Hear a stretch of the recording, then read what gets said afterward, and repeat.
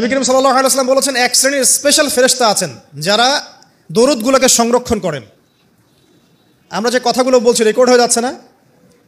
আজকে থেকে 100 বছর 200 বছর আগে মানুষ এটা কল্পনা করতে পারতো? আমরা এখন যেখানেই মুভ করছি, সিসি ক্যামেরা, ভিডিও, এটা সেটা, স্যাটেলাইট, এগুলো আছে না? আজকে থেকে 300 বছর আগে মানুষ এগুলো বিশ্বাস করতে পারতো? আজকে থেকে 1000 বছর আগের কোনো মানুষকে বলেন যে স্যাটেলাইট দিয়ে পুরো বিশ্ব নিয়ন্ত্রণ করা যায়, সে বলবে যে পাগল, তার মাথায় ঢুকবেই না স্যাটেলাইট কী জিনিস। ঠিক একইভাবে আল্লাহ পাকের জ্ঞান হচ্ছে লক্ষ কোটি কোটি বছর আগের, চির নতুন, চির প্রাচীন, চির আধুনিক। এই জ্ঞানের ঊর্ধ্বে কারো জ্ঞান নয়। এই জন্য এখন এগুলো কথা অনেকেই প্রশ্ন তোলে যে ফেরেশতা আবার কি জিনিস, জিন আবার কি, ইসলাম এগুলোতে কেন বিশ্বাস করে? সুবহানাল্লাহ। মানে তাদের বক্তব্য হচ্ছে ল্যাবরেটরিতে যেটা প্রমাণ করা যাবে না সেটার অস্তিত্ব নাই। প্রত্যেকটা বস্তুকে হয় কঠিন হতে হবে, না হলে তরল, না হলে বায়বীয়, এর বাইরে কিচ্ছু নাই। আসলে কি তাই? সব কিছুকেই বিজ্ঞান দিয়ে ব্যাখ্যা করতে হবে জরুরি না, এর ঊর্ধ্বে অনেক কিছু আছে।